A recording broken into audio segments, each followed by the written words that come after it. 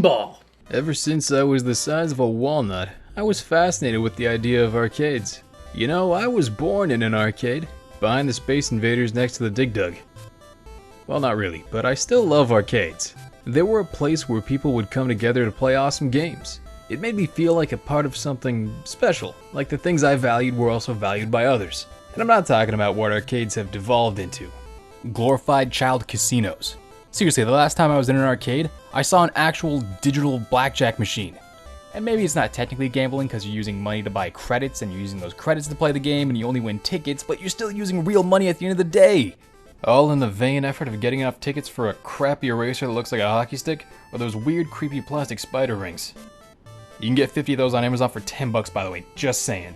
Arcades used to be solely about the experience. Playing a game and getting a high score, beating random challengers at your favorite fighting game, wasting as many quarters as possible. When I was growing up, this breed of arcade was already dying. Well, actually, it was dead and buried. But there was a laser tag place around me that did have a bunch of arcade machines in it as well, until it too closed down eventually. That being said, it's been mostly replaced with online gaming and new technology anyways. Turns out that the real arcade was the friends we made along the way. But there's still one thing missing from the experience. Pinball.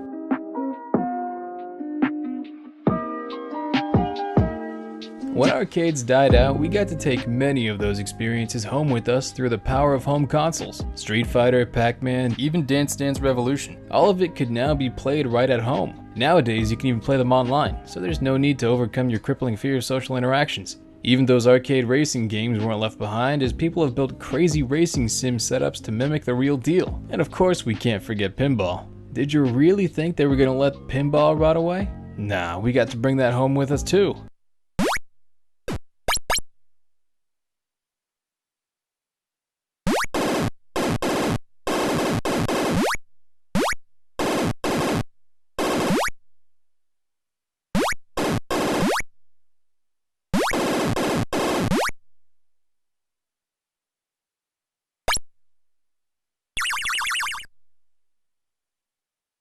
I want to kill myself. Video game pinball experiences feel soulless. Actually, the footage you're seeing is of Pinball FX3, and that game's pretty good as far as pinball games go, but it's still a far cry from having an actual pinball cabinet to play on. There is a little solution we have, I'll show you a little teaser of that right now, though it's gonna take a lot of work to set something like that up. It's hard to really emulate the magic that makes pinball so appealing. That's why a lot of games try to put their own spin on things. Take Mario Pinball in, for example. In this game, Mario and the princess are celebrating at some kind of fair, and they see this machine that turns people into balls, I guess? Then they get shot out of a cannon. And so the princess is like, oh, that seems like a fun idea, and jumps in only for the Goombas to be like, hey, this is kind of like the perfect opportunity to steal her, right? And then they redirect the cannon and fire Peach right into Bowser's castle, which has to be the absolute lamest way to be kidnapped. And then Mario's like, oh, I gotta save the princess the only way I know how, you know? By being a ball. Why do you always have to be like this? Huh? Answer me. Yeah. You're just rolling around like I thought. It's an okay game. You pinball around and solve puzzles, hit enemies, grab coins, typical Mario stuff. There's a few interesting areas to explore and things to see, but navigation was always kind of a pain in the ass since you need to fire through these doors to head into a new area. And if you miss, you just fall back down and go to the previous area, and I can't tell you how many times this would happen to me as I'm just trying to get to one place. It's a pretty short game too, so there isn't really a whole lot going on, but it's pretty fun while it lasts. There's also Sonic Spinball, and this one's pretty well known. Sonic is known for his ability to curl up into a ball and roll around, so slamming him into a pinball game was never really much of a stretch. You can control Sonic normally on the ground, and he can move left and right, jump, and even spin dash. He does feel oddly sluggish though, since pinball is the main focus. And as you bounce around, you gotta hit switches and stuff to proceed from one area to the next. You also have limited influence on Sonic's direction while in pinball mode, so moving around isn't completely up to the flippers. Now I'll be honest, I never really liked this game as a kid. It just felt so weird, and those sounds, man. I feel like this game is trying to give me a panic attack with these alarms going off all the time.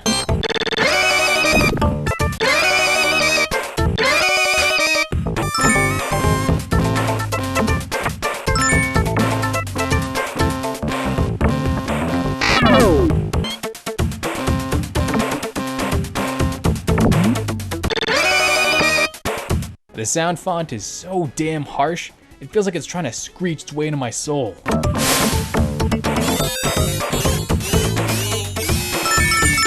Pokemon had a few pinball games as well. There's two that I know of.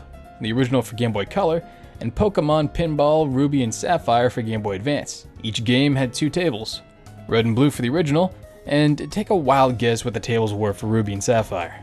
The original is working on limited hardware, so the screen doesn't smoothly transition between the top and bottom. The ball physics are also kind of whack here, because it seems like it just goes wherever it damn wants. You could also catch Pokemon in this game though. I mean, yeah, it is a Pokemon game. You had a whole Pokedex to fill out here. And honestly, this is kind of what made me want to keep playing the game, oddly enough. Ruby and Sapphire is pretty much the same deal, just a lot more refined. There's even secret areas with little challenges for you to discover that reward you with millions of points and potentially rare Pokemon. I actually really like Pokemon Pinball. I wouldn't mind if they released a new one, maybe give it the ability to transfer Pokemon you catch out to Pokemon Home. Could be fun. Now you can't really talk about pinball video games without talking about Full Tilt Pinball. You remember this one. Or at least you remember the Space Cadet table. Everyone had this on their PC back in the day. You cycled between this, Solitaire, and Minesweeper when it was raining outside. It's fun to go back and visit for nostalgia reasons, but honestly it's a pretty basic game as far as pinball goes. Let's be honest, most pinball games are fun for a quick round, then you're done with them. Pinball has never really been a genre-defining experience. Well, I guess it is its own genre, but they made a lot of machines based off of popular movies with all the iconic music and voices so that someone would walk by and be like, "Ooh, I love Ghostbusters," and then they waste their allowance juggling balls. Just like your mom's college experience. That was probably uncalled for. I apologize. You know, there is one somewhat recent title called Yoku's Island Express that's supposed to be a mashup of a Metroidvania and a pinball game. It's one of those things though where despite being a mashup of two game genres, I feel like Metroidvania fans would enjoy this game much more than pinball fans. You have a whole map with secret areas to discover and side quests to do, items that give you new abilities, and so on. It's filled with a unique sense of charm, and I always feel a little bad seeing this cute beetle get violently dragged along while tied to this ball. It's definitely more of a Metroidvania game with pinball elements than it is a pinball game with Metroidvania elements though. So while it doesn't quite capture the pure pinball experience, I actually really love it and recommend it to anyone who's interested. There's a lot that a video game version of pinball can do that you just couldn't do on a physical machine. The game can span across multiple screens and change instantly. But using a controller or a keyboard to play pinball just doesn't feel right. It's about the sounds, the lights, smacking the table around when you lose a ball. Now I've always wanted to own an actual pinball machine, but they're far too expensive.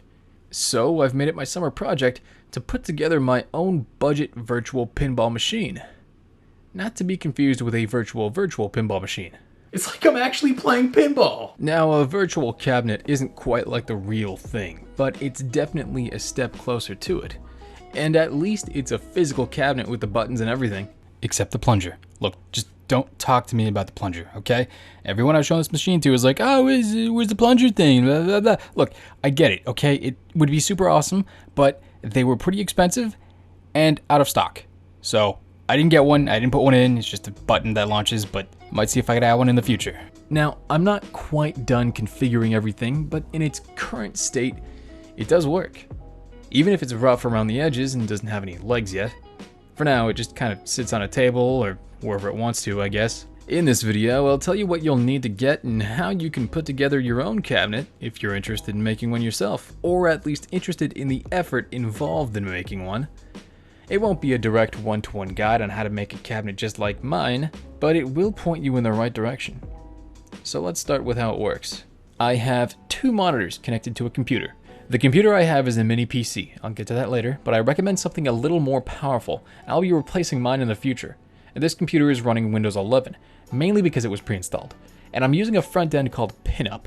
Pinup has its own guides for setting things up and installing it and getting new tables, but it basically keeps all of your pinball games, across whatever pinball emulators you might have, organized and in the same place for easy access. The arcade buttons are connected to a board, and that board is plugged into the USB port on the computer, so it shows up as a generic USB controller. You just have to customize the controls and the software to make the buttons do what you want. The speakers are hooked up to an amp, and that amp is connected to the PC with an aux cable. The monitors, PC, and amp are powered by plugging them into a power bar, and the end of that cable is chopped off and wired to a power switch inlet thingy, which is then connected to a power outlet through a different cable. And those are the bare basics, as this was kind of a rush job. Setting up the software was the most annoying part for me. Well, actually the entire build was kind of annoying, but setting up and installing new tables was a pain in the ass. Pinup, the front end over here, has a few different emulators and a couple tables pre-installed for you. You've got things like Visual Pinball X, Future Pinball, Pinball FX3, and even MAME. Although I will say that the Future Pinball tables don't seem to run at full speed on my underpowered PC, so I'm definitely going to upgrade at some point in the future. Pinball FX3 actually requires Steam. But not only does it require Steam, you actually need to set up the cabinet mode, which I believe is currently in a sort of beta access right now. So to get it, you actually need to send an email to the Zen Studios support team. And in the email, you basically just need to say, hey, I want cabinet mode. And then they're gonna ask you for a picture. And I sent them literally the crappiest picture I could get because I didn't have the cabinet built yet. And then they'll send you back a code which you activate in Pinball FX3 to get cabinet mode working. Kind of a pain, but it works. This project was done in a little over 3 weeks, with about 500 Canadian smackaroos down the drain. Though like I said, I'll need to upgrade the PC, so I'd set a budget of maybe $1,000 for your own cabinet. And give yourself a little more time so you can plan things out. See, I designed this thing as it was being built, because I'm an idiot who's too impatient to sit down and make a proper design. Even if it's just a quick model of cardboard, it will help tremendously. I took design ideas from many people online, and I'd say the most useful ones were from a YouTube channel called Way of the Wrench, and his videos are amazingly detailed, so check those out for much better design ideas. You will need some tools and some basic woodworking experience. Unless you plan to make your cabinet out of something other than wood, you do have acrylic as an option, or whatever you want really. I still chose to go with wood though. And I'm not a professional carpenter or anything. I took a wood shop in grade 9 and made this thing.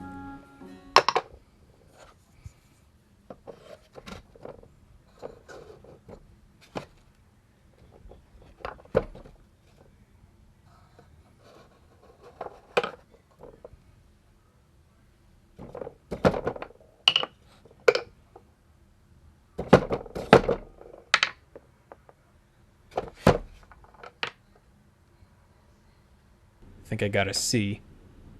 So I asked my old man for help, since I don't exactly have too many tools and he's got a bunch. I mean, neither of us are professional carpenters, but he still has all 10 of his fingers, which is more than I can say for my grade 9 woodshop teacher. If you've got a CNC and know how to use it, then you can have those pieces cut out very precisely in no time. If not, you'll need saws, drills, clamps, screws, brackets, glue, and the whole shebang really. Bare minimum?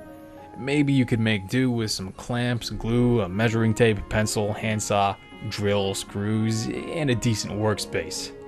I ended up using a whole bunch of tools really, mostly saws. Table saw, miter saw, jigsaw, hole saw, circular saw, saw 3D. I don't recommend that one, it's not the greatest. Except the scene with Chester in it, that was actually pretty raw. There's a whole lot of saws really. Probably didn't need to use that many, but hey, they're there. I didn't record any of that footage because I didn't want people criticizing my poor craftsmanship. And I am not the person to look to for woodworking advice. I don't want people picking up my bad safety habits. I can't give you the exact plans for my cabinet because, like I said, I didn't actually make plans. There are plenty of designs already online for you to look at, and people have even just taken the dimensions from an actual pinball machine to base their designs off of. So if you know anyone with a pinball machine, just ask them. I'm sure that won't be an awkward conversation for you. Hey, I'm the guy that's here to play with your balls. Sorry. I meant to say, I'm the guy that's here to measure your balls. Wait. So let's talk about what kind of electronic components you'll need. The monitors are the most important part to get first because you'll design the dimensions of your cabinet around them. You'll need one at the bare minimum, though I'd recommend at least 2 for a more authentic pinball experience. 3 if you want the full Monty. Monitor number 1 is the playfield, 2 is going to be your back glass, and 3 is the DMD or dot matrix display. Although monitor 2 can serve as both the back glass and the DMD, which is what I have in my setup. Your playfield monitor is the most important, since it's what you'll actually play on. Minimum specs are something like a 16:9 aspect ratio, maybe 24 inches, the one I have is 27 inches. You could go smaller than that, I wouldn't exactly recommend it unless you want to build a specifically mini table though. Let's see, you want at least a 1080p resolution, a 60Hz refresh rate, 4 millisecond response time, and then you want something like an IPS display since those have pretty good viewing angles. Those are the minimum specs though, so you could go higher from there, and I would recommend doing that anyways. Higher resolution, lower response time, that sort of thing. If it has the standard VESA mounting in the back, then it'll be much easier to mount, so be on the lookout for that too. Your other monitors don't matter as much. I mean, I just used what I had lying around, so I didn't have to buy anything extra. But most cabinets I've seen use a 16:9 monitor for the back glass, so just keep that in mind. For the rest of the electronics, get some arcade buttons. Get a whole set like this, even if you don't use the joystick. I tried to cheap out and only buy the buttons, but it didn't come with the USB encoder and all the wires to plug everything in, so I had to buy that separately, but had problems getting the right one, so just buy a whole damn set. If you get the buttons with LEDs and the LEDs don't light up, try switching the positive and negative wires on them, because that seems to be a weirdly common issue with these buttons. You could get a digital analog plunger to recreate an oh so important part of the pinball experience, that is if you can find one, and get a decent price on one. Get speakers and an amp if you want to be legit, a power bar, an inlet switch thingy, not super sure what they're called, and a PC. The PC needs to be decently powerful, especially if you're running like a 4K display. My mini PC can't cut it for some pinball games, so I took a look around and found these recommended specs. This is for if you're running a 3 display setup, and it should be able to run Pinball FX3, Visual Pinball X, and Future Pinball just fine. You could probably tweak these a little bit, especially if you're only running like a 2 display setup. But you might even have to get a better graphics card, for example, if you're going to run a 4K display. So I don't know, this could be a good baseline setup for you. I'm not going to go into how to build a PC in this video because that's an entirely different subject, but this seems a good place to start.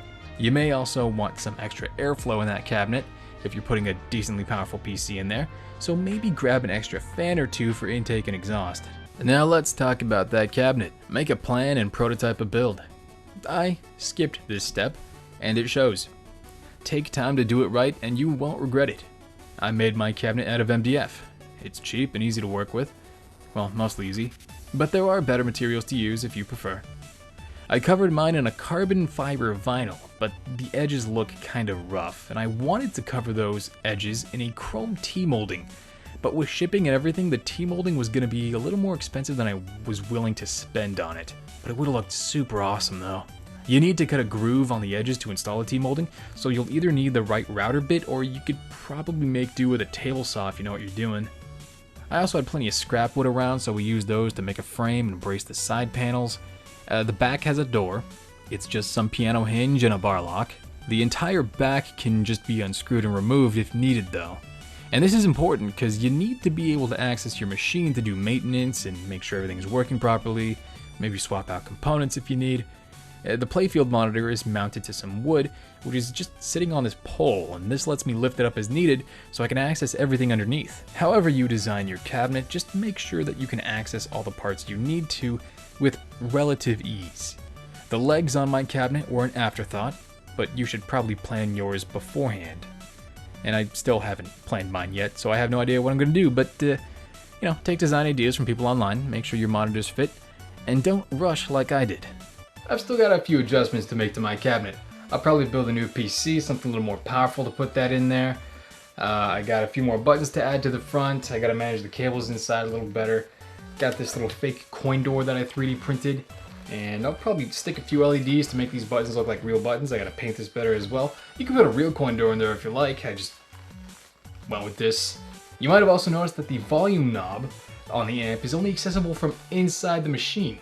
There's 2 reasons for that. Reason number 1 is that I was too lazy to make a cutout for it. Reason number 2 is that the amp is a little too powerful for the speakers, so it's actually possible to turn the volume up too high and blow out the speakers. And it's probably better not to have that accessible by just anyone on the device. So maybe for the best. Now, my cabinet is very much still a work in progress, but in its current state, it's the closest I've been to a legit pinball experience right at home. And that's all I've ever wanted. Okay, maybe not all I've ever wanted. Pinball machine probably ranks kind of low on my worldly desires, but either way, I'm happy with it. Thanks for watching. I appreciate you and everything you do. Ciao.